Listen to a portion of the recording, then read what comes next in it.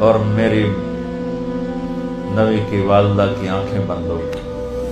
آپ اتنا تڑپے ہیں وہاں کہ کوئی دلاسا دینے والا کوئی نہیں, کوئی تسلی دینے والا کوئی نہیں. ایک نوکرانی تھی ام ایمن, اس سے کوئی تسلی نہیں مل رہی اور آپ بے قرار ہو رہے ہیں. انہوں نے پتھر جوڑ کے آپ کی قبر بنائی, اور وہ پہاڑ ہے اتنا ہی اونچا جتنا یہ ہے, اتنا ہی اونچا ہے. تو اس سے نیچے اترے ہیں تو آپ نے ہاتھ چھڑایا اور دوڑ لگائی اور پھر اوپر چڑھ گئے. 6 سال کی ام ایمن پیچھے گئی دوڑ کے. چشم فلک بھی رو رہی تھی. اور میں جب یہ واقعہ سناتا ہوں میں رونے بیٹھ جاتا ہوں. میں جب یہ واقعہ سناتا ہوں میں پھر درد مند ہو جاتا ہوں.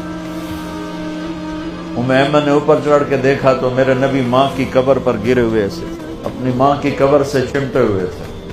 جب ام ایمن قریب آئی ہیں تو اللہ کے نبی کہہ رہے تھے, ماں جی آپ کو تو پتا تھا آپ کے سوا میرا کوئی نہیں, پھر آپ کہاں چلی گئی؟ آپ کہاں چلی گئی؟ معصوم بچے کو پتہ نہیں ہے کہ موت نے جدائیاں پیدا کی. تو ام ایمن نے کہا بیٹا اٹھو.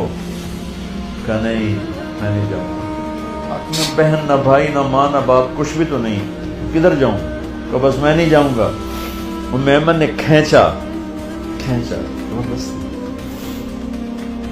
اور چیختے بچے کو اٹھایا اور اونٹنی پہ بٹھایا, اور آگے 2 راتیں 2 دن اس معصوم بچے کا نہ آنسو بند ہوا ہے نہ ہائے بند ہوا. 57 سال کے بعد آپ حج کے لیے